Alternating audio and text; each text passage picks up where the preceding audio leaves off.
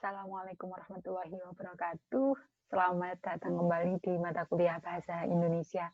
Semoga teman-teman semua dalam keadaan yang baik, sehat, dan berbahagia dimanapun teman-teman saat ini berada. Untuk pertemuan ini, saya akan menyampaikan mengenai kalimat efektif. Tentu saja kalimat efektif ini merupakan hal yang tidak asing lagi bagi teman-teman, karena teman-teman sudah sering dan selalu menggunakan kalimat tersebut. Akan tetapi ada beberapa hal yang barangkali teman-teman tidak sadari selama teman-teman menggunakan kalimat efektif. Untuk itu saya akan menyampaikan beberapa hal, terutama terkait dengan ciri-ciri kalimat efektif. Seperti apakah kalimat efektif itu, kemudian kalimat efektif yang ada dalam uh, dalam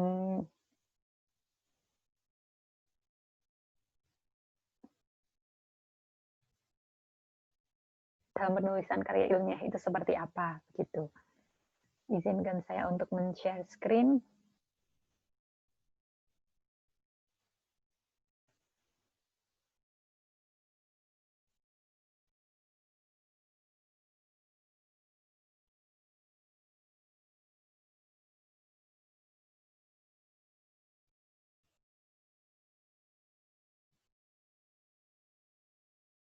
Ya, sejak teman-teman duduk di bangku SD gitu, sekolah dasar, teman-teman sudah berkutat dengan kalimat efektif. Lalu apa itu kalimat efektif dan lain sebagainya, saya tidak akan menjelaskannya secara rinci seperti teman-teman yang dulu pernah dapatkan gitu. Saya hanya akan sepintas-sepintas saja. Segala sesuatu yang disampaikan oleh penulis akan dapat dipahami oleh pembacanya dengan mudah, lengkap, dan jelas atau tepat jika dituangkan di dalam kalimat-kalimat yang benar, baik, dan tepat. Mengapa kita memerlukan kalimat efektif? Karena dalam proses penulisan itu kan berbeda dengan ketika bertemu langsung. Kalau percakapan atau sebuah hal disampaikan secara langsung akan ada interaksi, artinya ketika pendengar atau mitra tutur itu memperoleh hal yang kurang jelas atau ada hal-hal yang tidak begitu dimengerti, dia bisa langsung bertanya. Sementara kalau di ragam tulis, penulis hanya bisa menyampaikan, kemudian pembaca tidak bisa langsung bertanya terhadap penulis tentang apa yang dimaksudkan oleh penulis tersebut melalui tulisannya. Oleh karena itu, diperlukan tulisan yang efektif, yang benar-benar jelas, sehingga tidak akan ada kerancuan atau miskomunikasi antara penulis dan pembaca. Apa yang disampaikan oleh penulis harus tepat diterima oleh pembaca. Itulah mengapa kita harus menggunakan kalimat efektif. Lalu kalimat efektif itu yang bagaimana? Tadi saya menyebutkan ada benar, baik, dan tepat. Apakah itu benar, baik, dan tepat, dan apakah sebuah kalimat itu harus meliputi ketiganya? Yang pertama tentang benar. Kalimat memenuhi persyaratan gramatikal atau ketatabahasaan, yaitu harus disusun berdasarkan kaidah yang berlaku. Kaidah yang berlaku yang minimal bagi sebuah kalimat adalah subjek dan predikat. Ada subjeknya, ada predikat. Ada sesuatu yang melakukan sesuatu dan ada predikatnya. Ada hal yang melekat di sesuatu tersebut. Kemudian baik, kalimat sesuai dengan konteks dan situasi yang berlaku. Artinya, ketika teman-teman menggunakan sebuah kalimat, menyusun kalimat yang sangat ilmiah, kemudian kalimat yang kompleks begitu, majemuk tidak hanya menggunakan kalimat majemuk setara, tapi sudah majemuk bertingkat misalnya. Tetapi teman-teman salah dalam menggunakan konteks. Teman-teman berbincang dengan adik atau saudara yang masih duduk di sekolah dasar atau mungkin di taman kanak-kanak, tetapi teman-teman menggunakan kalimat yang benar secara tata bahasa, ada subjeknya, ada predikatnya, tetapi tidak sesuai konteks dan situasi. Kemudian yang terakhir adalah tepat. Kalimat dibangun dari pilihan kata yang tepat, disusun menurut kaidah yang benar, dan digunakan di dalam situasi yang tepat pula. Benar dan baik ini akan menimbulkan ketepatan. Jadi tepat ini terdiri dari kebenaran dan kebaikan. sesuai dengan gramatikal, tetapi juga harus sesuai dengan konteks dan situasi yang berlaku. Itulah yang disebut dengan tepat. Jadi di kalimat efektif, baik, benar, dan tepat. Kemudian ciri kalimat efektif selanjutnya, yang biasanya dimiliki kalau tadi itu ciri kalimat efektif secara umum, yang ciri khususnya yang bisa kita lihat satu persatu. Yang pertama adalah kesepadanan. Kesepadanan ini menyangkut keseimbangan antara pikiran atau gagasan dan struktur bahasa yang digunakan. Yang pertama ada subjek dan predikat. Sebuah kalimat harus memiliki subjek dan predikat. Subjek adalah inti kalimat, sedangkan predikat adalah penjelasannya. Kemudian, dalam kesepadanan ini juga harus menggunakan kata penghubung yang tepat, baik itu kata hubung intra kalimat atau penghubung di dalam satu kalimat yang sama, maupun antar kalimat atau penghubung yang menghubungkan antara kalimat yang satu dengan kalimat lainnya. Kalau di intra kalimat itu biasanya ada penghubung setara seperti dan atau kemudian gitu. Kalau di penghubung antar kalimat ada kata-kata lain, misalnya ada sesudah itu atau bahkan atau apalagi beberapa hal lain, misalnya seperti itu. Itu adalah penghubung-penghubung antar kalimat. Kemudian ada gagasan pokok. Setiap kalimat harus mengandung gagasan pokok. Biasanya gagasan pokok ini diletakkan pada bagian awal kalimat. Inti dari kesepadanan itu kan adanya gagasan dengan struktur bahasa atau dengan wujudnya. Jadi antara gagasan dan wujud itu harus seimbang. Kalau misalkan itu merupakan gagasan yang rumit, gagasan yang ada banyak gagasan yang disampaikan, otomatis kalimatnya juga akan lebih panjang, akan lebih rumit. Yang kedua adalah kesejajaran. Kesejajaran ini berarti adanya hal-hal yang sama yang digunakan dalam sebuah kalimat. Misalnya dalam bentuk kata atau kelompok kata, maka kalimat-kalimat lain yang disampaikan juga harus menggunakan bentuk kata atau kelompok kata.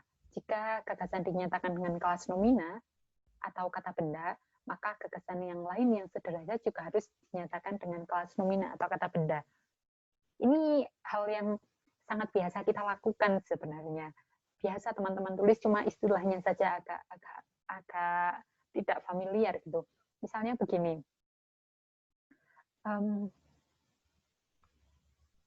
ayah membeli bakso, buah, dan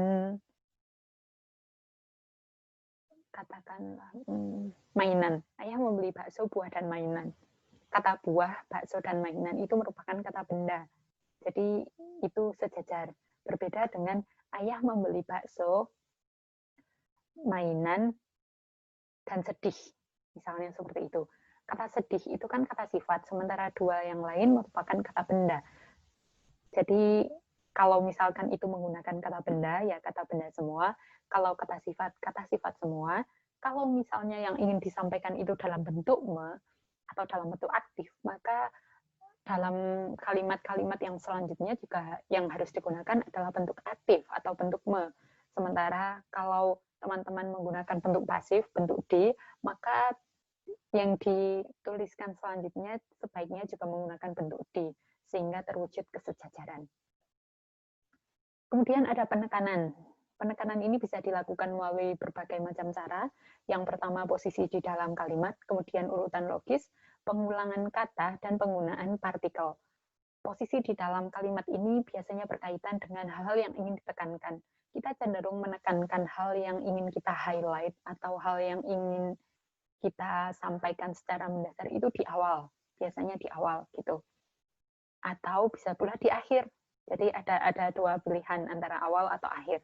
Kemudian di urutan logis, jika ada sebuah paragraf yang berisikan kalimat-kalimat yang di dalamnya ada penggambaran tentang peristiwa atau kejadian, maka peristiwa-peristiwa tersebut disampaikan dalam urutan yang logis.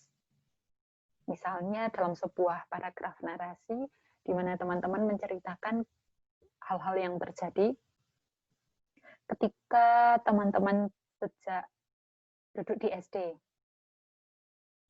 sampai saat ini. Karena itu merupakan urutan peristiwa atau kejadian, akan lebih baik jika teman-teman menyampaikannya dalam urutan yang logis. Jadi dari SD, SMP, SMA, baru ketika teman-teman menginjak kuliah, bukan secara acak. Yang selanjutnya adalah pengulangan kata. Pengulangan kata ini dimaksudkan untuk memberi tanda bahwa itu merupakan hal yang penting agar lebih jelas begitu. Kemudian ada partikel. Partikel ini memberikan penekanan pada bagian-bagian kalimat tertentu. Misalnya biarpun, walaupun, satupun mahasiswa tidak ada yang terlambat dalam mengumpulkan tugas. Misalnya seperti itu. Jadi pun atau lah atau kah atau partikel-partikel yang lain yang disampaikan itu memiliki fungsi untuk memberikan penekanan pada bagian-bagian tertentu. Kemudian ada kebervariasian. Variasi ini bertolak belakang dengan pengulangan kata. Kalau pengulangan kata tadi, itu kata-kata cenderung diulang-ulang. Tetapi kalau di kebervariasian ini sebenarnya ingin mengulangi, tetapi dengan menggunakan wujud yang berbeda, agar pembaca tidak bosan. Variasi-variasi ini bisa disampaikan melalui penggunaan sinonim kata, kemudian variasi panjang pendek kalimat, kemudian variasi cara mulai kalimat SPOK, tidak harus selalu SPOK begitu, tapi bisa OK kemudian SP, atau menggunakan variasi jenis kalimat. Jadi jenis-jenis kalimatnya kalimat majemuk, kalimat setara, itu di majemuk setara, majemuk bertingkat, atau kalimat yang lain itu digunakan secara bervariasi. Akan tetapi kebervariasian ini biasanya jarang muncul di karya tulis atau di artikel ilmiah begitu, karena kebervariasian ini lebih sifatnya kan bebas ya. Sifat yang bebas ini biasanya ada di karya-karya yang lebih tidak kaku, yang lebih bisa disesuaikan, misalnya tentang artikel-artikel yang populer atau tulisan-tulisan ilmiah populer. Jadi kalau yang populer-populer itu bisa diselesaikan melalui kebervariasian, sementara yang lain tidak begitu. Kemudian ada kehematan. Kehematan ini berkenaan dengan unsur pemakaian kata, frasa, atau unsur-unsur kalimat lain yang sekiranya tidak diperlukan atau dipandang berlebihan. Jadi misalnya ada kata-kata yang diulang-ulang kemudian artinya sama tetapi tidak begitu perlu, maka kata-kata tersebut bisa dihilangkan. Kalau tadi saya mencontohkan ayah membeli bakso, mainan, dan buah. Kalau misalkan itu kan sudah ada kehematan ya. Kalau misalkan teman-teman tidak menggunakan kehematan, teman-teman akan menuliskannya seperti ini. Ayah membeli bakso, ayah membeli mainan, ayah membeli buah. Akan tetapi karena kita mempertimbangkan unsur kehematan, maka ayah membeli itu kan sama semua. Jadi yang sama semua ini dihilangkan. Yang terakhir, teman-teman bisa lihat mari makan kakek versus mari makan, kakek. Tanda koma ini bisa memberikan makna. Jadi kalau mari makan kakek tanpa koma, otomatis saya mengajak teman-teman untuk memakan kakek. Begitu. Terima kasih. Silahkan sampaikan pertanyaan.